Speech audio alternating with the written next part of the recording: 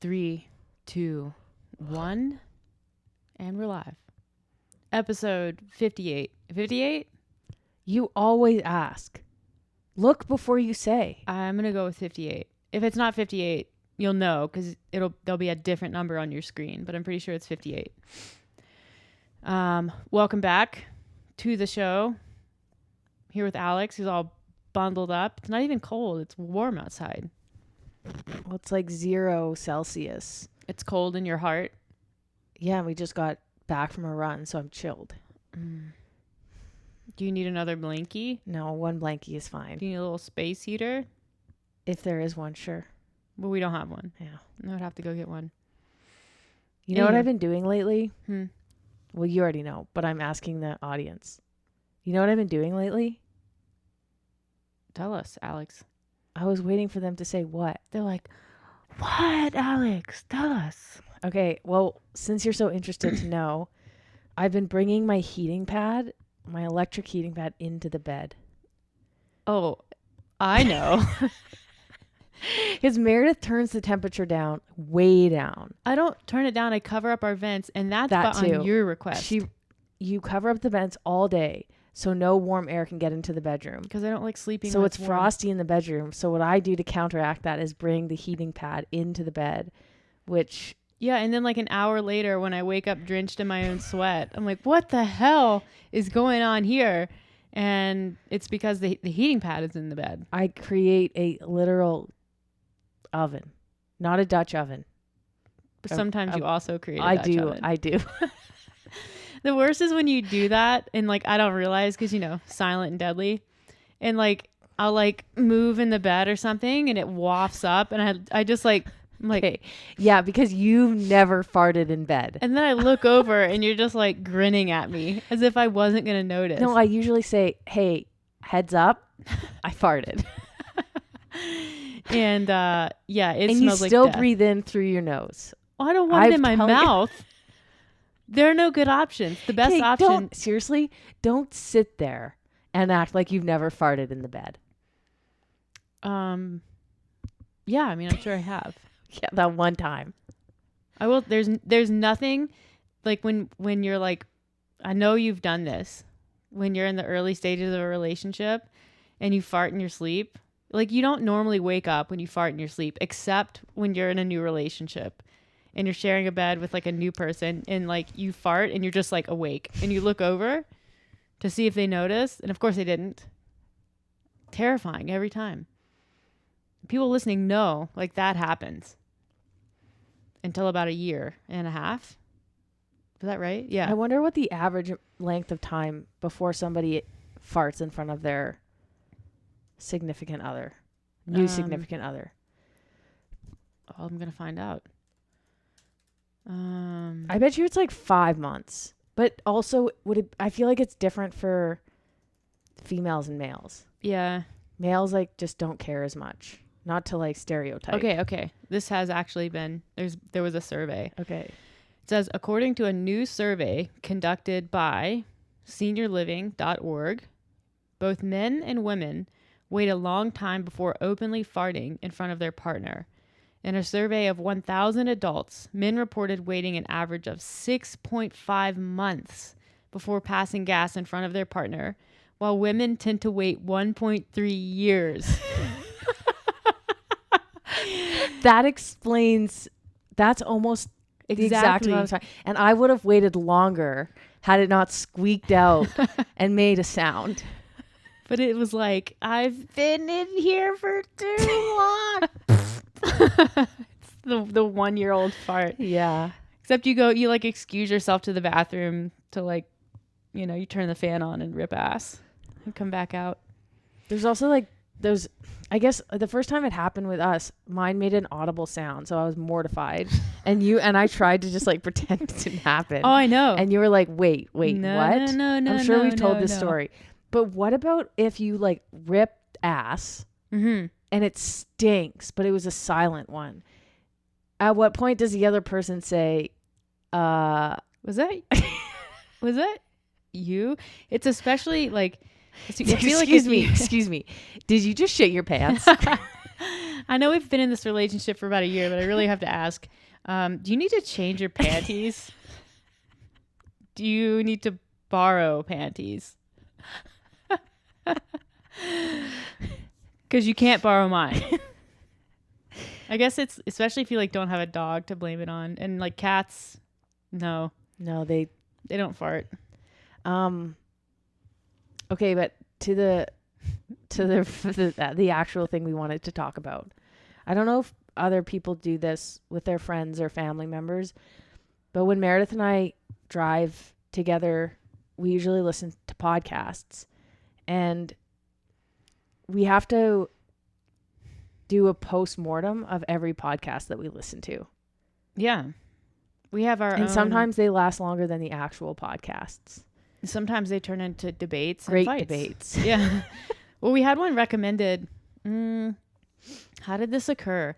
Oh, right. I remember. I put up a story not too long ago. You were working on an afternoon, and there was like a Jewel song playing in the background, and so I was like, "Oh my god!" So I like did a story where I walked down and like Foolish Games is playing, and you're doing handstand push-ups or something, and I was warming up. Yeah, people love that story. It's my pump-up song. It's the one that plays first every time. Yep. So anyways, someone was like, I love Jewel. If you haven't listened to her on Armchair Expert, her story's amazing, or something like that. And the only thing I know about Jewel is that she's from Alaska. And this is like, it's like when someone, they're like, you're going to love this person. And you're like, oh, I don't believe you, because I'm very hypercritical of people. I'm also hypercritical of podcasts and also like specifically celebrities. So, but went into it with high hopes because I also love, like I enjoyed Foolish Jewel, Games, her music, and that was, yeah, I have childhood memories. We of that. also listened to a really good podcast from Armchair Expert. It was our first one with that podcast with Kate Beckinsale. Holy crap, and what a she was great, and they asked really cool questions, and it was just more in depth than like the average podcast. I thought, yeah, they kind of broach topics that maybe are somewhat not necessarily taboo, but not as openly discussed, I guess, in like the mainstream media. So it was kind of cool to hear like Kate Beckinsale talk about some of the things she was talking about, and she's got a great sense of humor and is really smart. So that kind of like, we were like, oh, Jewel will be great too. Yeah. And like somebody has told us it's going to be great. So yeah. I don't know how else to say this. That podcast was fucking terrible. Okay. So another thing that I don't like to ruin a TV show or a podcast by saying like, this is bad, unless I really don't want to listen to it. So in the middle of the podcast, Jewel was talking out of her butthole about something or other. And I kind of laughed because it made no sense what she said. And then Meredith goes, what? And I thought, oh, Meredith thinks this is good. So I was like, I don't know. She's kind of, and Meredith was like, full of shit. And I was like, yes. Thank God we're on the same page with this one. But it was so comical. If you actually listen to what she was saying, it was just like, she was, she would contradict herself every other sentence. Like she would say something and by itself, you're like, oh, okay. And then the very next sentence she would say would contradict the thing that she just said. Yeah. But one of the things that tipped me off right at the beginning where I was like, oh, geez, was she wouldn't get asked a specific question about something, but she would want to bring something up. And that was very clear. It was like, if you've ever talked to someone or been around someone and they're like having a conversation, but you can tell they're not actually listening. They're just thinking about the next thing that they want to say. That was this whole podcast. Anyways, at the very beginning, she goes, so I guess they asked about how she was celebrating some sort of milestone mark of one of her albums. And she goes, well, I really like to read. I'm really into reading about nutrition science. And I was like, oh God. Yeah. And we both kind of look at each other and I'm like, this is going to be good. And I honestly, it was about sugar, the differences between natural sugar and artificial sugar and signaling the brain. And then how that was similar to the way that celebrating a milestone in your life. I think her point was if you eat artificial sugar, as in like refined sugar, your brain is getting signaled that there's nutrients coming, but then the nutrients never come, which isn't true. But if you eat raw sugar, as in the sugar that comes in the brown bag, that's less processed, then your brain gets signaled that nutrients are coming, and then nutrients come because for some reason raw sugar is more nutritious than refined sugar. And then she made the same analogy with like a potato chip, saying that potato chips don't provide nutrients. And I was like, well, no. And then she went on to say where if you do all of these things in life and you never celebrate, it's like your brain never, you're like missing the end point or something. It was dumb. Yeah. Also, that part was dumb. Separate and apart from the nutrition, in my opinion. Obviously, this is an opinion piece. Oh, you don't have to say. I mean, of course, people know that's an opinion piece. So, anyways, we wouldn't recommend that. My problem with podcast. Juul is the same problem they have with a lot of people who have platforms. Like, I've always kind of tried to surround myself with people who are as smart or smarter than me, and that's partially like that's the way that college works. And no offense to Juul, she didn't go to a university, so like I don't know how that she's ever really been in that. I'm not even sure she graduated from high school. Okay, well, like regardless, so university and then having a real like a job where other really smart people work.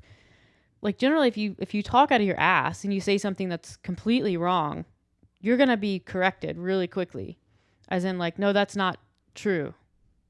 This is true, or there's no evidence that indicates that that's true. Which has basically been my entire life and probably yours.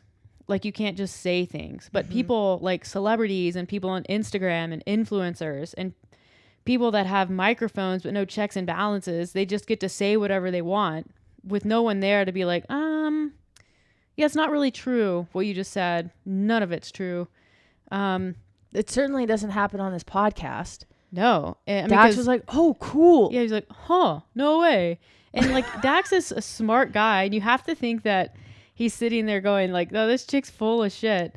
But obviously like you don't want to be rude, but it's that whole like boundaries of confidence thing. Like, I feel like I have, and most professionals have strong boundaries of confidence, as in like, I'm not an expert in this matter and I don't know enough to have a well-formed opinion. But like celebrities, and a lot of them anyways, I won't say all of them, a lot of people out there, they lack that boundary. And so it's like, even if they know like the tiniest, even if they learn like a word about something, they feel like they have enough information to have a strong opinion about it. And that's that whole conspiracy theory thing that people who know very little think that they know more than experts. Yeah, that would be like me coming on this podcast with our like millions of listeners and saying something about plumbing or cars and because I have so many followers, people take it as fact. Which is not far from what is happening in this world today. I know. You're like, you don't hear me talking about plumbing or cars, do you? No, you don't. Because you don't know. Better than that. I know. But if a plumbing company out there wanted to sponsor me, I wouldn't be opposed to using your platform. To using the platform to spread the good word about plumbing or toilet parts. Flanges and plungers and things. So yeah, there's a plug. If you're a plumbing company and you've never dabbled in the influencer world, maybe now's your time. My knowledge of toilets is toilet won't flush. And then I'm like, okay, be there in a second. I actually know a lot about toilets. Just don't look in the bowl, whatever you do. I close the lid. Don't open the lid. Okay, so this leads us to our next kind of like story. So then Meredith goes, okay, if you want to like actually listen to a good podcast, like armchair expert, they have a really smart person on. We have to listen to Russell Brand. And I'm like, all right, cool, let's do it. You were like, who's Russell Brand? And then you I told explain me. it. Yeah. Yeah. And then I was like, right. Okay. So we listened to this podcast, and he is a smart dude. I'll give him that. But the way that he speaks is so, there's some word out there that there's a word to describe the way that he speaks. It's like the way Shakespeare speaks, but not quite as Old? ridiculous. But like close. Like he probably uses 10 adjectives in one sentence. And his sentences are very long. There's no punctuation. So Meredith and we get off this podcast, and he is coherent, I think. Well, he definitely is. And at the beginning, they do say, like, if you ever were to listen to a podcast at a reduced speed, this would be the one. Because he talks really fast. He uses a lot of words. He's very poetic, and he kind of talks about his history with acting and addiction. But specifically with acting and language and like spoken and written word, and how he just has a knack for that. And you can tell he really likes to use it. But the whole podcast is about, it's hard to say. It's about exactly cycles of addiction, and then societal problems and Buddhism, and kind of how all of these things fit together, and like the way that you can conceptualize our society and our progression as a culture. It's super interesting, but it does leave a lot to interpretation. I find it's very thought provoking. Yeah. Whereas so Meredith's like, the way that he speaks it's a great skill. And I disagree with that. I think that somebody who has skill in the way they communicate is able to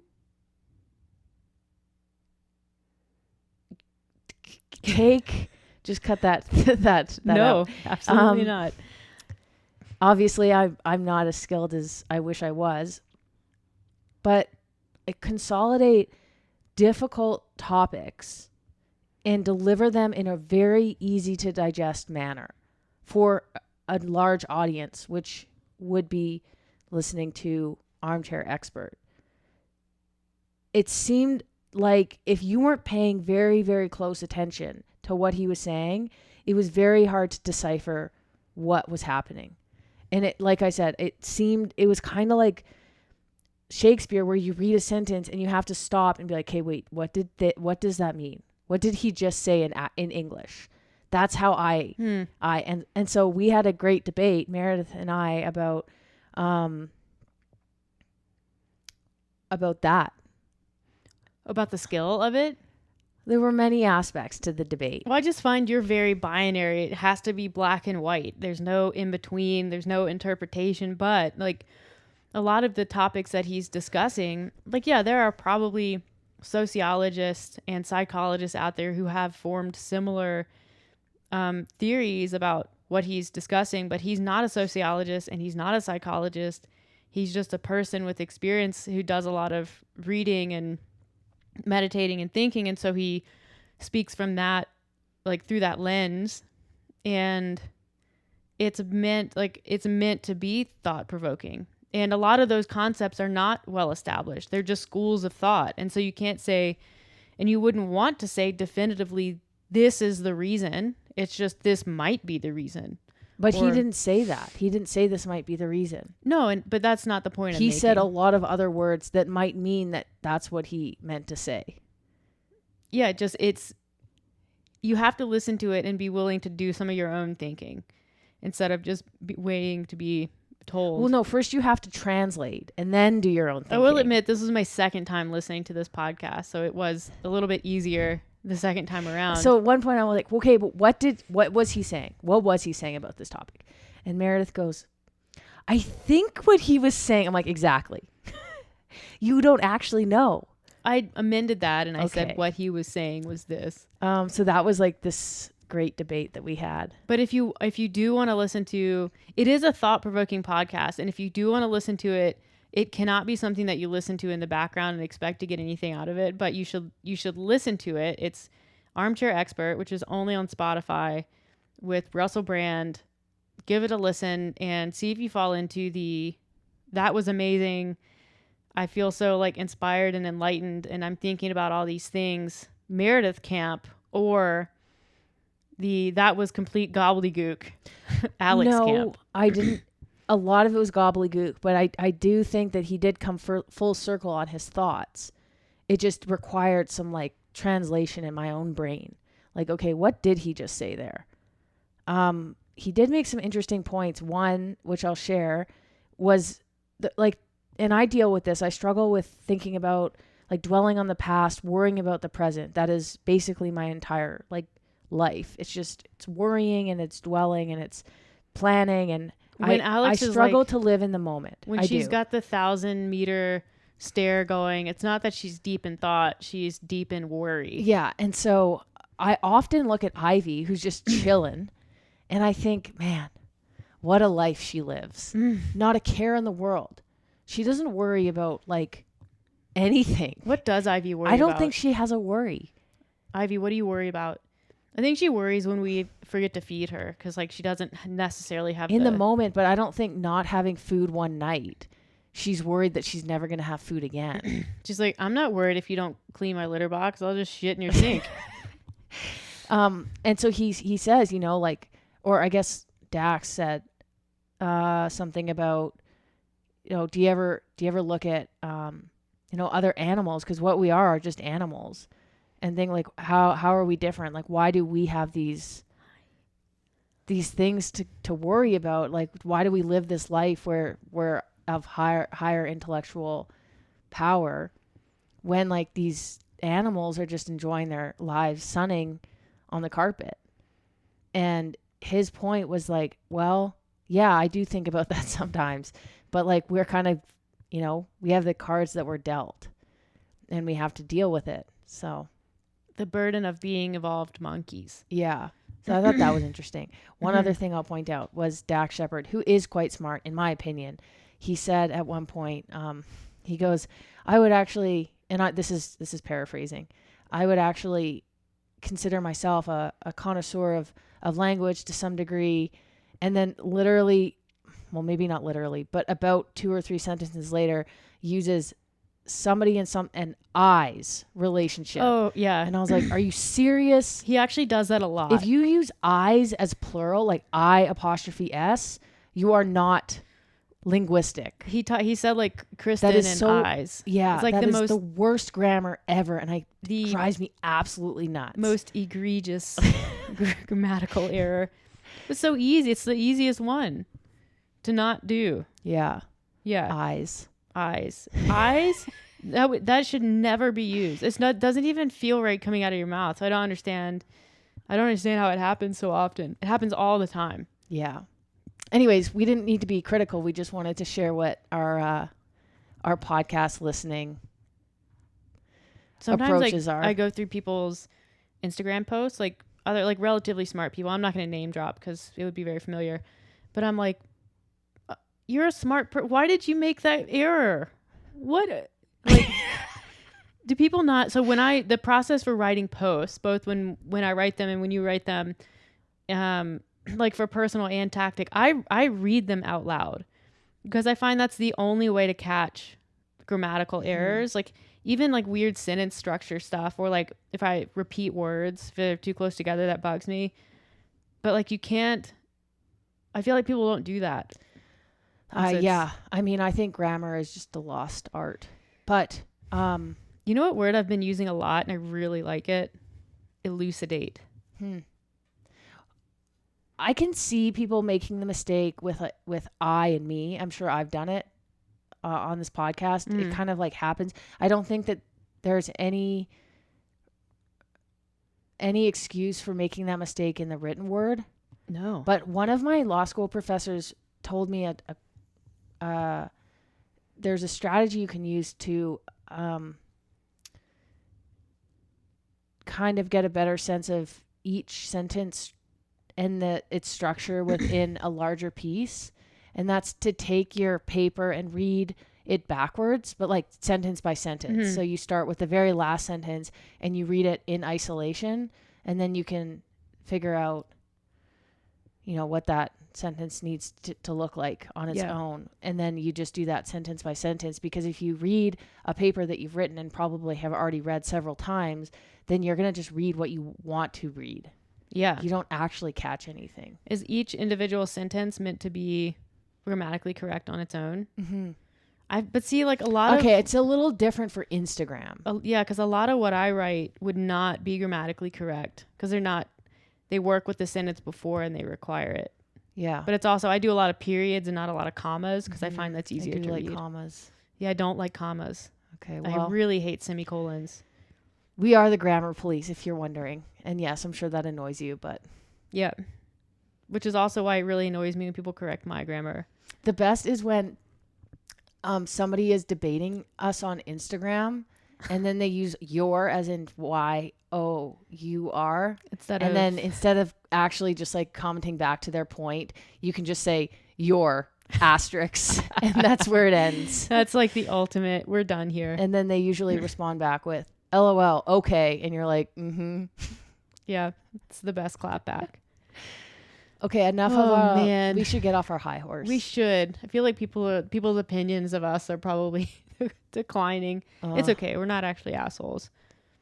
But speaking of Instagram, I guess the catalyst behind our topic or mini topic today, I wrote a post, I don't know, a week or two ago. It was on these two studies or these two publications that came out in Nature, and it was looked at why do artists, why do business people, why do athletes get on these hot streaks where they are kind of experiencing a lot of success all at once, and it's usually a time when the inclination might be to say like, oh, they're just getting really lucky, and the whole thing was, there's no such thing as luck. And the studies kind of indicate that while hot streaks might seem kind of random, like they just happen, it's actually, there's like some fundamental and sort of concrete things that happen before where people go on these hot streaks. So it's usually usually a hot streak or luck rests on a significant body of work or a large effort where no discernible progress occurs. So you're working really hard and, not making a lot of money, or, not getting drafted to the pros, or, you're doing a lot of paintings but not getting recognized for it. And so there's a broad body of work that's, you're working in a lot of different ways. And then there's a period of exploitation where you kind of get really narrow and focus in on one thing. And that's generally where the luck and the hot streak kind of occur. And it's like obvious the way this happens for athletes. I will say maybe outside of the CrossFit realm, but a lot of like professional athletes sort of dabble in sports when they're younger and then specialize, when they're older. And a really good example of that is Russell Wilson, who played a lot of sports and then played both baseball and football in college, and, even went to some pro camps in the minor leagues while he was still in university, and then ultimately didn't decide whether to go pro in football or baseball until his senior year. So, that's just kind of an example. And so that, I thought the post itself was really cool. And I find that research really neat because it's not something that's really historically been researched. And the way that they did it's really cool. They used artificial intelligence to evaluate artists and directors and people, and just kind of how this process actually pans out over time. If you want to read the studies, they're super interesting, and I encourage you to do that. But anyways, like most things that go up on our page, it was generally well received, but someone made a comment about how don't forget that bad luck can derail hard work, like an athlete getting injured. And it just made me kind of pause and think about specifically, I guess, injuries in both in athletes, but then also in kind of normal people and people who aren't athletes. Because I think that's a experience that's fairly universal in people who are active, wouldn't you say? Mm-hmm. So, Yeah. I guess that's kind of the launching off point for the first part of our discussion today on injuries.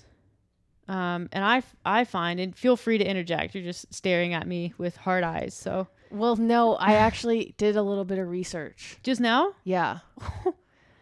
amazing. There's a word called, I'm going to spell it first. Okay. Sesquipedalian. Okay. Sesquipedalian. Oh, Sesquipedalian, which I'm not sure if that's how you say it. how do you spell it? SES. Oh, I got it. I think S. Let's see. Sesquipedalian. There you go. I had it nailed. Sesquipedalian can also be used to describe someone or something that overuses big words. That's the word that I was saying exists to describe Oh, Russell. the podcast. Yeah. Yeah, but he did say he spent a lot of time reading dictionaries. Oh, yeah. Yeah, which makes sense because of the word. Yeah. Anyways, when I went to go look at synonyms for flowery language, which is how I stumbled upon this word, I noticed that there are a lot of words I don't know the meaning of. Yeah, which is why you should spend time reading I really the should. dictionaries. I should listen to Russell Brand. Imagine Apparently how good he has a podcast. I know. Imagine how good at Scrabble you'd get. Yeah. Yeah. Anyway, that. so what were you saying? Yeah, I'm Something so glad about you were luck? listening to me that whole time. Well, no, but it made me think about people who get injured and just stop what they're doing, and the Athletes or regular people? anyone. This doesn't even need to be athletes. It can be people who are semi-active and an injury just like really alters their life. And this isn't to say that injuries can't do that, because there are certainly injuries that are bad enough to change the course of someone's life. But I think about, we know a lot of high level athletes, both CrossFit Games athletes, who maybe aren't quite as resilient as others, but also Olympic athletes and people who do extreme sports, and injuries are just part of the game. And I was thinking, if the only thing, and let's just take like a Olympic level skier, for example, who we know a few of, and it's no surprise that a high level skier would have the goal of eventually going to the Olympics and probably standing on the podium. That's a reasonable goal for someone who is good enough to go to the Olympics. But if all that person ever thought about was standing on the podium, I don't think they would be a very good athlete. And you certainly wouldn't be able to overcome injury, because when an athlete, I think when you accomplish a big goal, and anyone who's ever run a marathon or competed in a sport and achieved something probably understands this. When you accomplish something great and you're standing on the podium and they're playing your national anthem and you're crying, like what is the emotion for? Is it because you've accomplished something great? Or are you thinking back to all the work and the process and like effort that it took to get there? And that's kind of when we talk about process related goals. Like I think achievement is so overwhelming sometimes because you're reminded of all the work that went into it. And what that means is that work and the whole process has to be what you focus on every day. And when an athlete is standing on top of a podium with a medal around their neck and they're getting emotional, they're thinking about all of the things that went into it. They're thinking about the good. They're thinking about the bad. They're thinking about the things they had to overcome. They're thinking about the good days. They're thinking about the days that weren't good. They're thinking about all of it. And that's part of the process. And so I think that there's a disconnect between maybe how elite athletes, like in their mindsets around injury and recovery and that, versus, people who let injury really set them back and change their approach to life. And I mean, you can jump in here, but I think we see it happen.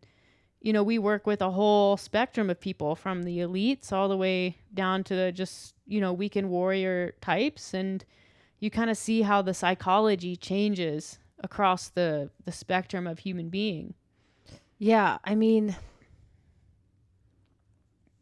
I think if you look at any high level competitor, anybody who's stood on the Olympic podium, most of those athletes, I would guess, have experienced some kind of injury. If you look at ski racing specifically, since you brought up that example, and I'm obviously familiar with it, I would say probably everyone at the top level has had a significant injury in their career at some point. So I think that woman's comment, I assume it was a woman because of her handle, I think that person's comment, it's almost moot. Yeah. Like of course there's some bad luck. I just don't think it's as big of a factor because there are so many factors. I mean, you could say she could have said, well, what about genetics? What about money, socioeconomic status? That's beside the point. Like we're looking at within the elite of the elites already when we make those statements, like fairly elite. I mean, it's the same thing with like people who own big businesses and are making tons of money. It's like there's a lot of different factors there as well, but we're looking like at a small percentage of people who are already at the top. Yeah. Well, you can even you can control for those factors. You can just say you can normalize it by saying, how do you meet your peak potential as a person? And that includes, congenital things. That includes, genetic limitations, that includes injuries, that includes socioeconomic status, that includes all of those things. But it's like, how do you get the most out of your lot in life? And if you control for those things, the process and the attitude is exactly the same. And also you can kind of remove the ceiling a little bit, where you might self-limit by saying, well, I have this, I have that, I'm from here, I'm afflicted with this. You self-limit, whereas if you just focus on what can I do every single day to be the best that I can be, you remove that ceiling that you kind of unconsciously place over yourself by living into the limitations that you feel like you have to put out there so that people understand that you can't stand on an Olympic podium because of XYZ. Yeah. I think that while this comment about injuries will lead to a better discussion, like what I mean is that it's not a factor in that point that you were making. No, it's not, because that post is about the people that you see. And yeah, having said that, I think the difference between somebody who lets injury sidetrack them or derail them in their career or in their life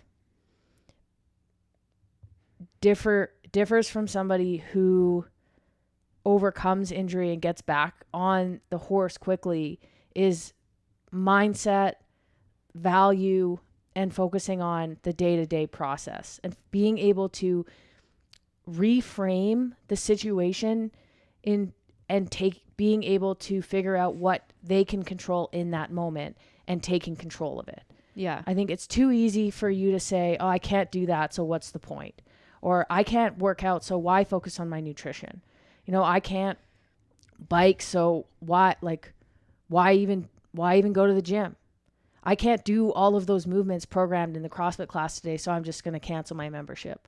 Mm-hmm. Whereas the people who are overcoming injury, they're the ones who are on the rower with using one leg. It's like they get back to it. They're focusing on their nutrition because it's okay, I can't do this, but I can do this. And it's all kind of related. Okay, I can't be at the gym for 2 hours, but I can go to the gym for 30 minutes and then I can go to physio, or I can do my exercises or icing my leg or whatever it may be. It's like, what can I do, rather than what am I limited by, and being down in the dumps. Yeah. And thinking, oh, it's going to be 2 months. It's going to be, 2 weeks. Like I do believe it is worth feeling sorry for yourself for a hot minute. Yeah. And validating your feelings, but then you have to move on. I like this quote. There's two quotes. The first one is from Kay Yao, who she passed away.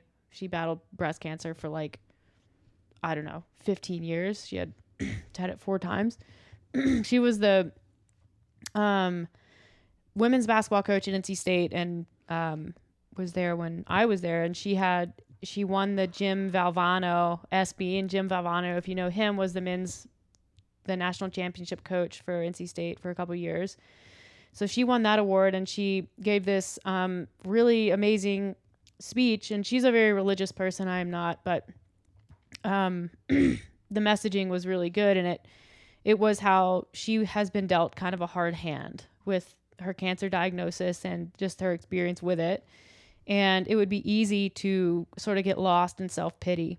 And she said there were certainly moments where she felt that way, but she always found it most useful to, the word she used was, swish your feet and get out, which is to say, you can feel sorry for yourself. You can feel down in the dumps, but swish your feet in those feelings of self-pity and then get away from it, because it's not going to serve you in the long run. And it definitely doesn't. And then the second quote that I like, and we've posted this, I think, on our Instagram way back when COVID sort of started up and a lot of people were put out of their gyms. The quote is, "When fishermen cannot go to sea, they repair nets." And that's kind of meant to say, when you can't do the thing that you want to do the most, you focus on doing the other things that facilitate your ability to do your main thing. And I'm saying thing because this extends to things and activities and endeavors outside of fitness, but fitness is certainly the most common one. And you do see people who, when they can't work out, they just throw in the towel with nutrition and with activity of any kind, because it's like, well, if I can't do this the exact way that I want to do it, why would I do it at all? And I think that brings us back to the importance of values and core values and operating from those. And the difference when I think of athletes and people who do successfully overcome injury and setbacks, they do what they do because it's who they are. Mm-hmm. Whereas a lot of people do what they do because they want something. And when that something is taken off the table or is delayed, they don't want to put in the work anymore. And so that is a really good time to sort of back up the conversation and reframe it into like, well, why are you doing what you're doing? Why is it important? Like, reframe it, get it all the way back down to that core value. And then you can redefine what the process might actually need to be. Yeah. I was thinking about this, and I think there are other factors as well. It's not necessarily just having a positive mindset or being able to reframe situations. I think it goes back to somebody's background or history or other interests.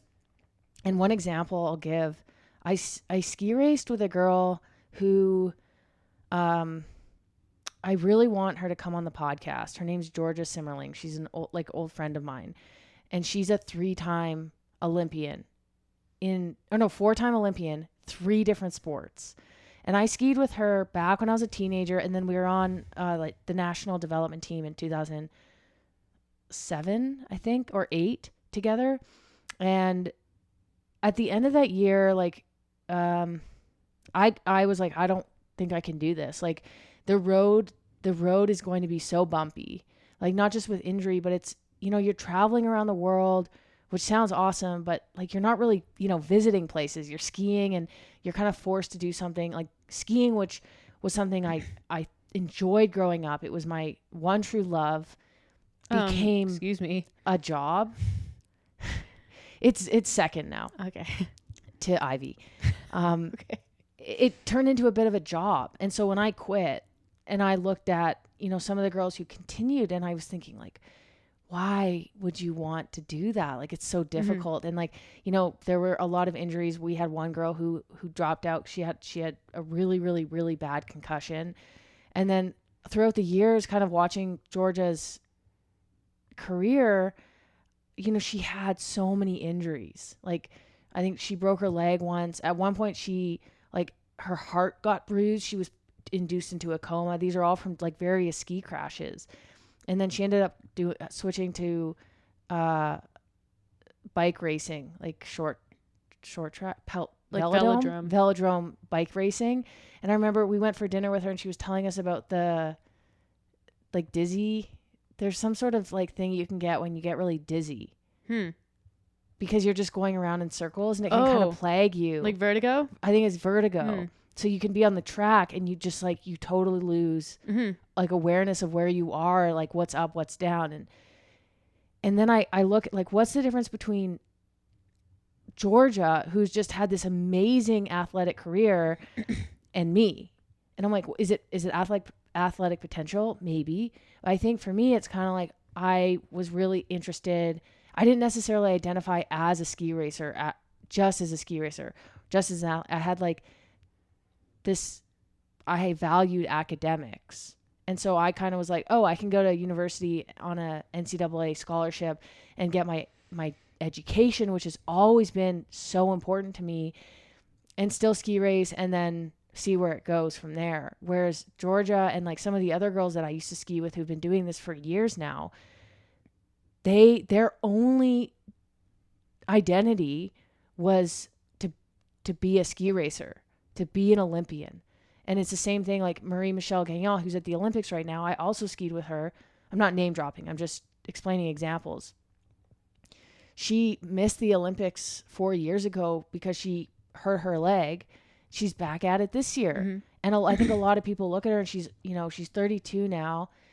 She would have been, 28, which is getting up there, and she's still at it. Yeah. And it's so impressive. And I think that just goes to the identity. Yeah. It's tunnel vision. You don't see anything else. It's just what you do.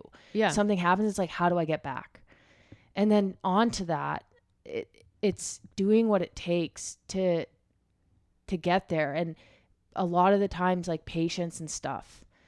I know a lot of athletes who come back from injury, and this is at the elite level and this is at the recreational level, too quickly, because they can't see the bigger picture. It's like, I want to be on the snow ASAP. But they don't give the time for recovery, which will allow them to ski better in the season if they give it another month. Yeah. It's maturity, and it's being able, like, what can I be doing right now that maybe isn't skiing, but will help me be stronger when I do return to snow. Yeah. And so that was my big spiel. But I think that's to say the identity aspect is probably one of the biggest factors in getting to the point where you can even have a hot streak. Yeah. And the identity thing, like it sort of also, it does grow and stem from the like core values, which kind of dictate your, your daily actions and the people that you associate with, which, sort of starts to form that identity, which, reinforces the daily actions, which leads to consistent behavior. And that's where results come from.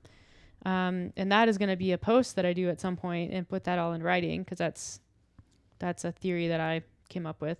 That's a conjunction of several other identity and behavior theories. But enough about me. Enough about my brain and how it works.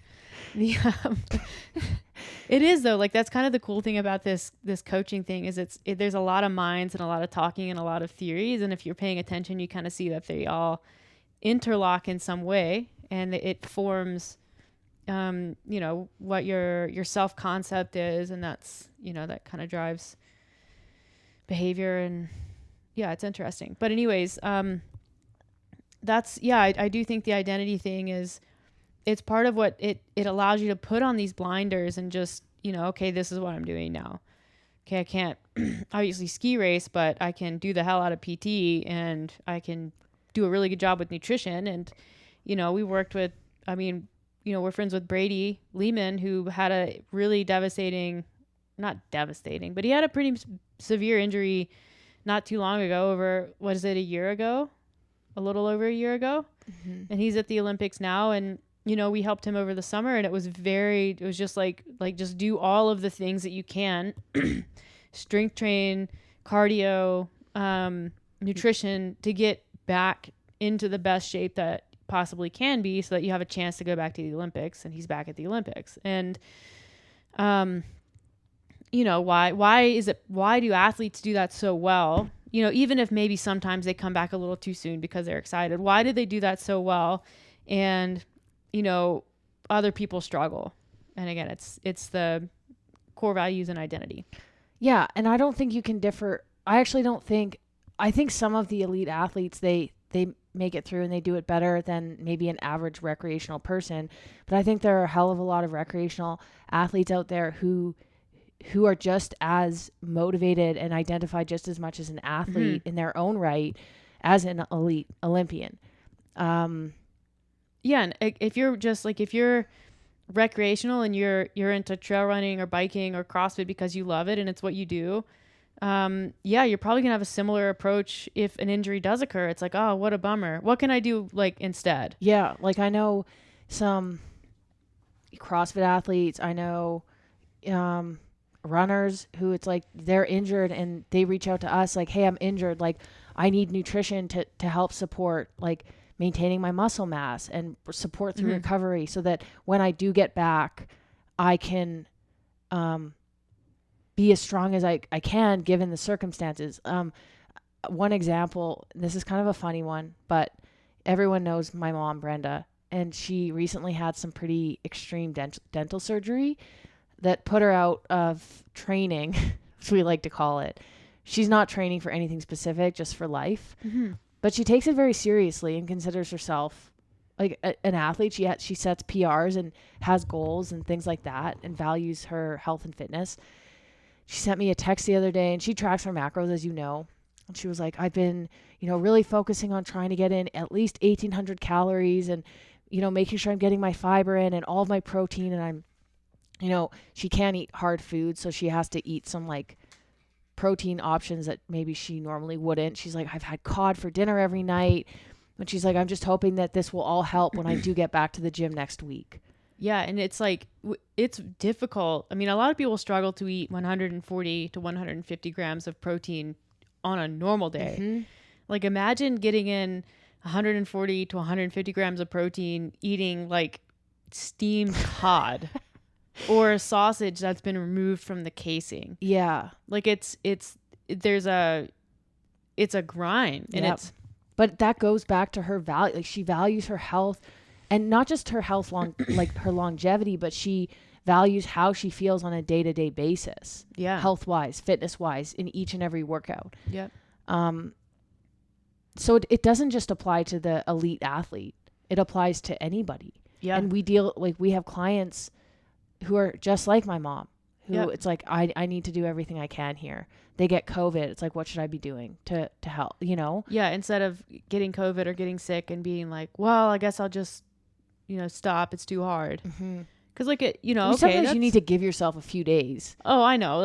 You gotta be reasonable. You can't be in the gym crushing yourself if you have strep throat. That's insane. Or trying to scarf down food when you I mean, are nauseous. There's some time when you need to give yourself a little grace, but it's like, okay, eventually you're not going to be sick and then what's going to happen? Or eventually you're not going to be injured and then what's going to happen? Time's going to go by regardless. You can use it to be productive or you can use it to mope around and feel bad for yourself. Which one's it going to be? Yeah. So do you want to talk a little bit about how we dealt with injuries in the past and then more recently? Yeah. Because you have a foot injury. I do. I have a whole, I have several story arches with injuries and I've I've been both good about it and then not so good about it. I don't even know where to begin. I think you should talk, and you maybe talked about this before. It's so hard. We just get on these podcasts and just ramble. So I'm sure we've repeated ourselves hundreds of times.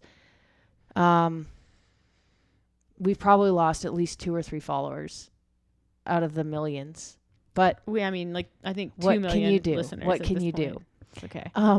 Drop in a bucket. The story about your elbow at regionals. Oh yeah. And how this is what not to do. This is an example of what not to do. So I will say, before the elbow injury started up in kind of, I will say late 2016, early 2017. Yeah, that's about right. Before that, I had some back injuries and things like that, and I had managed those relatively well, but they weren't quite as, with back injuries, it's just kind of a hard, you're done. Stop what you're doing. Your spine's messed up. So it's pretty easy. I find most people don't struggle with those. as much. But my elbow injury, if you've ever had if you've ever had golfer's elbow or medial epicondylitis, it's a pretty common injury, but it's right in the inside of your elbow, and it's usually from overdoing pulling movements. I think I know what did it one time. I saw this, it was in 2016. I'm really good at pulling and rope climbs and things like that, and I was quite good at legless rope climbs at the time, and I remember seeing a video of Telena Fortunato, and she was doing legless rope climbs, and she was doing the fireman slide down. So you would touch, and then you undo, like you just clamp the rope with your feet, with your legs, let go with your hands, and just kind of fireman, like fire pull down the rope, and it's super fast. And I was like, I'm gonna figure that out. Because at that time I was climbing, touching, wrapping my feet, coming down that way. And I'm pretty sure I did like 30 of those in a day. And I'm pretty sure that is what was like the inception of that elbow injury, was like 30 legless rope climbs trying to nail the descent. But anyways, so it's kind of like, it just started like anything does, just kind of an irritation. And I kept going. It wasn't like a particularly devastating injury. And I just kept going with it, kept going. Had Wadapalooza, kept going, like, this is bothering me. Got a cortisone shot in it because it was really quite aggravated. Kept going. I definitely went into full ostrich. This is not a real thing. I'm going to stick my head in the sand kind of an approach with that one. I got 2 cortisone shots in it. And basically I did well in that open. I was in really good shape. And if there was ever a year where I was like, I don't want to say a shoe-in for the games, but like very likely to qualify for the games, that was the regional. Because that was the regionals with all the gymnastics. And we were together when the workouts got announced, and I was like, oh, shit. Yeah. And you were like, yes. Because it was like tons of muscle ups, rope climbs, no barbell, all dumbbell. It was just tailor-made. So really excited, but in the back of my head, I'm like, oh, my elbow is screwed up. I didn't do any rope climbs leading into regionals, and there was that event because I couldn't even straighten my arm. I remember when you went to go get that cortisone shot. Yeah. And you had a car that was manual. Yes. And I don't know how to drive manual. No. And you were like, my arm is numb. Like my whole arm is numb. I don't know if I should be driving. And I was like, okay. What button do I push to make this an automatic? Yeah, it's like the cortisone got in my nerve, and so my whole lower arm and hand was completely numb. It was wild. We made it. I didn't wreck.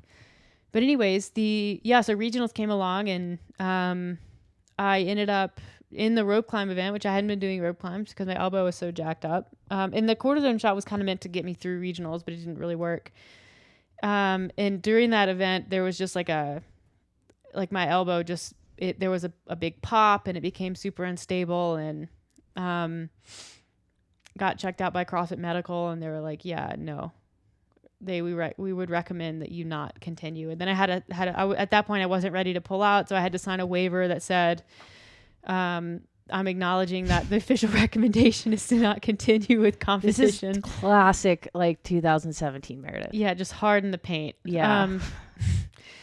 And then I think you texted me, you're like, I'm not really sure what to do. And I was like, I think we were competing on the same weekend. Well, yeah, I think we were. And I was like, I don't know either. I didn't want to tell you like what to do. But gotta go. Yeah, and so I was gonna continue, and then I had a long conversation with my friend Kim, and she was kind of like, look, like you can continue, but what's gonna happen here? Like, are you gonna enjoy the outcome? Like, you can't go out there and perform to your potential. So like, what is the point? Like, you're probably just gonna get more injured, and like it's not gonna feel good to go out there and lose, essentially. So that was a hard lesson to learn. Ended up withdrawing from the weekend, and spent the season, the rest of the year, and leading into the 2018 season, kind of like I started working with Mike, and programming was tailored around rehabbing and making sure my elbow was good to go. And then obviously qualified in 2018, and that was fine. I was in good shape in 2018, and the games were okay. But I just think we ended up in urgent care 2 times in like the week leading up to the games. Yeah, I was thinking about that too. Well, I thought I broke my thumb, which I didn't, but that was really painful. It was very badly sprained when I was at the games. And then literally the day we went to Madison, I managed to slice my ankle open with a sled and had to go get a bunch of stitches. And they were like, I had to remove the you stitches. did, but you liked that. I did. Yeah, but it's hard for me to not think back to 2017 and be like, what an opportunity missed, because I was in such good shape back then, but I just wasn't a disciplined person. If you had just acknowledged it earlier, Yeah, and before it got so bad, then you probably would have made it. yeah. I think had I taken care of it and not been a like dweeb about those rope climbs, then yeah, I would have been in a much better position to have a really good regionals, which I was kind of set up to have. So that was a lesson. And then we'll talk about, so 2018 games happened, and then and like 2018, the whole time, like I never did CrossFit really too explicitly. I wanted to go to the games, but it wasn't like I have to go to the games. I just really loved it, and it allowed me to escape a marriage I didn't want to be in. But the what was the eye roll for? Nothing. It's true. So after 2018, I felt this like immense pressure. It's like, hey, I was a games athlete, and now for some reason I'm expected to go back to the games. Like, that's just the pressure that is immediately put on you. And so then like there's this core value shift, right? So before I was doing CrossFit and I was operating from like my why, and just I'm doing this because it's who I am and it's what I enjoy doing. And now I'm doing it because I want to go back to the games, because I feel this external pressure, which was actually just internal pressure, to go like get this achievement. And so it just felt very disconnected. And I'm sure you remember the year after the games, I was in such a bad mood. Mm-hmm. And I would train and I would get angry. That was so fun. It was payback for your articling year. But I would train and I would just get really mad, and it felt very off, and I obviously wasn't having great sessions. And then you were like, what if I just did your training with you? And I was like, oh, that sounds terrible, which it was. That was a bad idea. And I would, like, we still did I don't want to just ruin my training. I want to ruin everyone's training. But we had good times. We did a couple of team events, and like those were okay. But I just felt this, I felt all this pressure to do this because it was what I was expected to do. And I don't think I had any injuries back then, nothing significant. But then it was like kind of not thankfully, because I think we're thankful for COVID, but COVID happened in 2020, and it was like, it kind of put that to rest. Like, well, actually the changes in 2019 kind of put it to rest, because I was like, I'm not playing this game. But then 2020 really put it to rest as far as like, hey, I'm going to take this pressure off myself. And then training became better. I started enjoying it more. I started doing less of it, which was really helpful. And then kind of, stumbled into running. Like, I just started doing more different things, and partially because of you, got into running and really enjoyed that. And that brings me to my most recent injury. Well, I'm going to interject and add 2 points. Okay. One, do you remember when Julie Fouché competed at regionals with the boot on? Oh, 2015. Yeah. That opens up a whole other can of worms. It's like, I remember there being some talk, some chatter about that. Like, should she have done that? What was the point? Yeah. But then it was like, I love that she went out there and did it.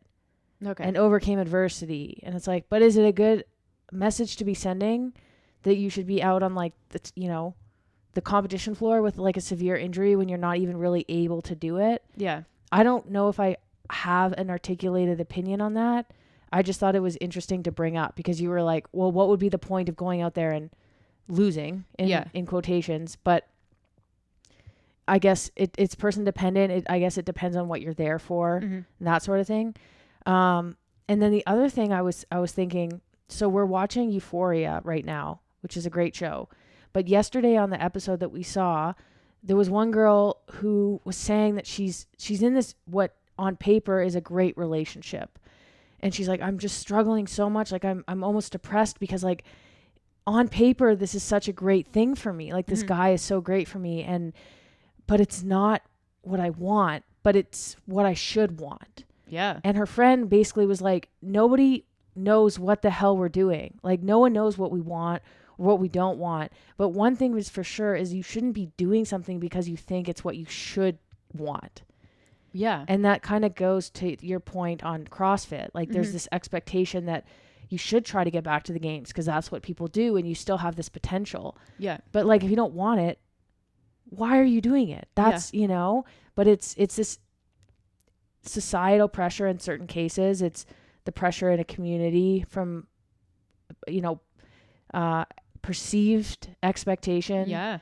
And I loved that last night in that episode. And then also what you said, it just reminded me of it. And I thought that was a really cool point because, you know, we've touched on that with our careers. Like, why don't I want to be a lawyer? Like, yeah, everyone should want this. This is a dream job. Yeah. You make so much money. You've got the stability and, you know, you're a lawyer. You could say you're a lawyer, you know, Yeah. you make the world go round, but I didn't want it. So there's that internal struggle with what you actually want and what you feel like you should want. Yeah. I mean, we could do a whole podcast on that I know. topic. I was Maybe thinking we that. should.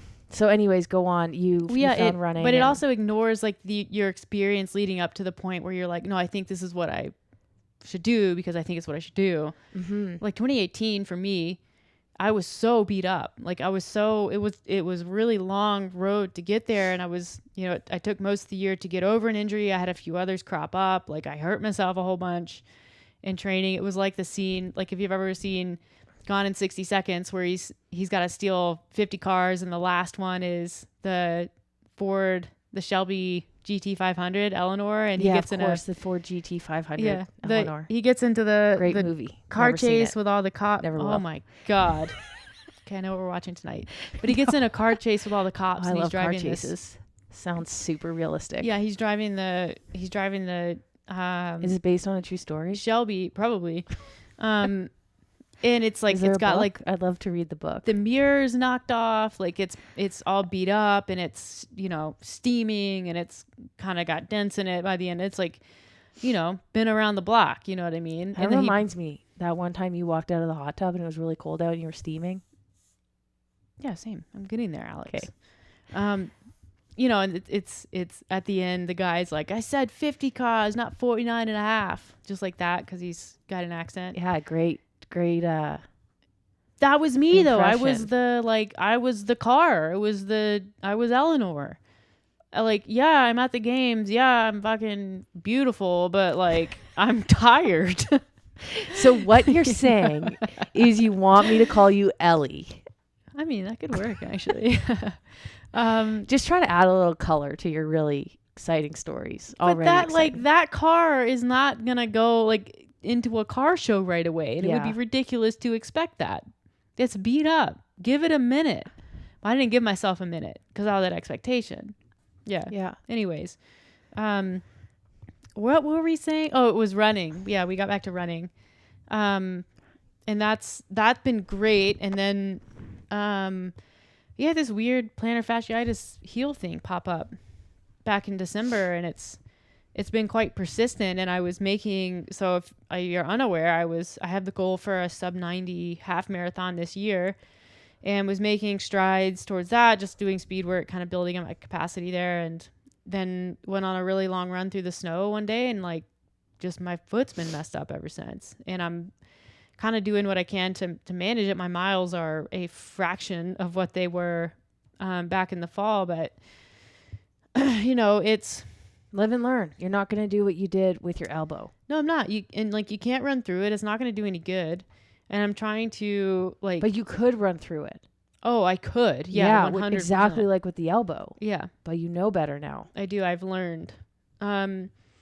You know, and for me, I don't have anything hard on my schedule, and that helps. But it's also giving me a chance to kind of, you know, refocus on other things in the gym. It's okay. I can do a little bit more with the business right now because I'm spending less time outside running. You know, if it persists into the springtime, it's like maybe I'll just be on my bike more. Like there are other things, and I'm even though I can't, it might push this goal back. It might be that I can't get enough training in to do a sub 90 this year, but that's okay because I can just do it next year or the year after. Like, there's nothing like urgent, and it doesn't make me want to like stop. I want to slow down and do things the right way so that eventually I can achieve this goal instead of either like doing bad damage to my foot and never being able to do it, or like completely ceasing to do endurance work or run at all, which would make sort of getting back to the point where I could do it even harder. Yeah. But that's it. It is like, it's not as simple as just like, hey, I'm going to be okay with this. And like, that's just going to be my attitude. Like, I definitely have days where like I see you take off out the door for a 20K and I'm bummed that I can't do that. Or even, today we went for a short, like an 8K, and I'm finding running, I'm very conscious of what I'm doing. Whereas like what I enjoy the most about running, is you can kind of get into the flow and you can lose yourself a little bit. And it's a really nice way to just sort of check out for a little while and be outside. And when you're like, for me anyways, right now, I'm very aware of how I'm feeling and I'm very aware of my foot, and it's just making me hyper aware of kind of my whole body, which is not an easy way to be when you're running. Yeah. And so I have to constantly be adjusting my expectations, even for how short runs are going to feel. Because I know that this is my reality right now, and it's all I can do. And, it sure beats the hell out of doing nothing, I guess. Yeah. Yeah. I have two stories. The whole theme of this podcast is Meredith's theories and my stories. But when I was 15, I injured my knee. I had torn my ACL, MCL, and meniscus skiing, and ouch. It kind of took me out for the whole season. And as I mentioned, like, skiing was like so important to me and took me out for the whole season. I was devastated. But basically, as soon as I figured out like what the plan was going to be, I just after surgery, drove straight into physio. And that basically was my new sport. And the one thing that I took away from that experience, is something that I live by in my more recreational athletic career, is I waited 11 months before I was back on snow. And I came back on snow like nothing had ever happened. I skied with a brace for a year and then got rid of it. And I didn't even really need the brace. Like, I felt so strong. I could do anything with my bad knee that I could do with my good knee. Like, I was 100%, probably even in better shape when I got back on snow. A lot of my friends, because that's a very, very common injury, would come back to snow at like 7 or 8 months. Like, they would be on snow when they couldn't even jump off a table. They'd be asking the surgeon, hey, can I get back on snow? And he'd be like, jump off this examination table for me. And they'd be like, I can't. And he's like, what do you think you could go skiing then? And so now, like, whenever I have an injury, and even little niggly ones with running, or like back issues or hip issues with CrossFit, it's like, I go see a physio, try to figure out what's going on, and I stop what I'm doing, because the last thing I want is not knowing what's going on and making it worse. And I think that is a piece of advice that I would recommend for most people. Try to get an expert opinion on it as soon as possible, and don't do anything until you know that you're not going to make it worse. Yeah. And then it's amazing because once you do get the expert opinion on it, and you're like, okay, this is not going to do permanent damage. It does, like, it'll bother you. And then eventually you wake up one day and you're like, my shoulder hasn't hurt me in a while. Yeah. And it just goes away. But you have to make sure you're in the right spot to do that. Yeah. Yeah. It's patience. It goes back to patience. And then I had another story, but I can't remember what it was. About your knee or something else? It was something else. Okay. Injury related? Maybe. Well, if it comes to you, I'll jump back on. Yeah, exactly. Yeah, so that's, I guess to bring it all kind of full circle, the good thing about injury, I think, is that it can highlight opportunity in other areas. And so that's, I think, something that happened for both of us, and definitely something that happened for you last year with the Open and semifinals and the injuries that you were dealing with, that kind of ended your CrossFit season early is it's, okay, I'm not going to do competitive CrossFit this year, or maybe it's time for me to explore some other avenues. And so we did. You kind of, to go back to the Nature article where you go back to this broad exploration of multiple modalities and sports and avenues for fitness, and through doing that, you kind of found this renewed interest in distance running. And so, there was that. There was, you're going to run Chicago, and then, you happen to qualify for Boston, and now you're running Boston in April. And so it was that little bit of going back and being broad and dabbling that allowed you to kind of exploit this new / old, but new for you, avenue of I won't even say competitive fitness, because it's not like you're breaking world records, but a relatively elite relatively elite runner, like definitely top 1% probably. Please. I'm only saying that Too because much I'm flattery. also the top 1% for half, but Okay. we can say that. All right, Jewel. No, I looked that statistic up. It's an actual fact. Okay. Jewel did not. Yeah, so it's like, go broad and then go deep. And sometimes injuries and setbacks are a reminder and a good reason to step back and go broad again and just explore different and new things, and maybe find something that you're a bit more interested in that more solidly fits into your core values. So, for the record, I'm still going to listen to Foolish Games. Oh, I don't have any doubt. I would judge you if you did not. Like, the album is great. Her on a podcast is not great.